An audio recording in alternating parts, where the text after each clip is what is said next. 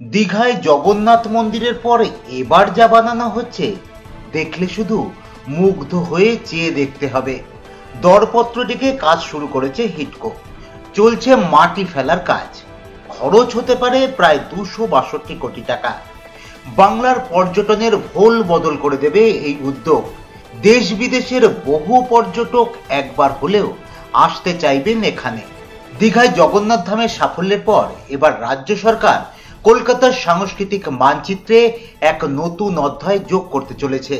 New টাউনের প্রায় 12.6 acre জমির ওপর গড়ে উঠতে চলেছে দুর্গা অঙ্গন, যা শুধু মন্দির বললে ভুল হবে, বরং বলা যেতে পারে এই দুর্গা অঙ্গন শিল্প, সংস্কৃতি এবং ঐতিহ্যের এক মিলন ক্ষেত্র। অনেকেই বলছেন মুখ্যমন্ত্রী মমতা বন্দ্যোপাধ্যায়ের এক দূরদর্শী পরিকল্পনার ফসল এই প্রকল্প, যা আগামী দিনে সারা বছর ধরে পর্যটকদের কাছে এক প্রধান আকর্ষণ হয়ে ওঠার ক্ষমতা রাখে। দুর্গা অঙ্গন আসলে কি আছে এই প্রকল্পে? জানা গেছে দুর্গা অঙ্গন হলো একটি বৃহৎ সাংস্কৃতিক কেন্দ্র। এখানে দেবীর আরাধনার পাশাপাশি বিভিন্ন সাংস্কৃতিক অনুষ্ঠানের আয়োজন করা হবে। এটি এমনভাবে ডিজাইন করা হয়েছে যাতে দর্শনার্থীরা দুর্গাপুজোর ঐতিহ্য এবং গুরুত্ব সম্পর্কে বিস্তারিত জানতে পারেন। সূত্রের খবর, 250 কোটি টাকারও বেশি অর্থ ব্যয়ে নির্মিত এই স্থাপত্যের ঐতিহ্যবাহী নকশার সঙ্গে আধুনিক শিল্প শৈলীর এক দারুণ মিশ্রণ দেখতে পাওয়া যাবে। এই প্রকল্পের কাজ 2027 সালের সেপ্টেম্বর মাসের মধ্যে শেষ করার লক্ষ্যমাত্রা রয়েছে। রাজ্য সরকার মনে করছে দুর্গা অঙ্গন নিউ টাউনে পর্যটন বৃদ্ধির এক বড় উদাহরণ হয়ে উঠতে পারে। সবচেয়ে বড় কথা হলো ইকো পার্কের কাছে এর অবস্থান হওয়ায় পর্যটকরা সহজেই পৌঁছতে পারবেন।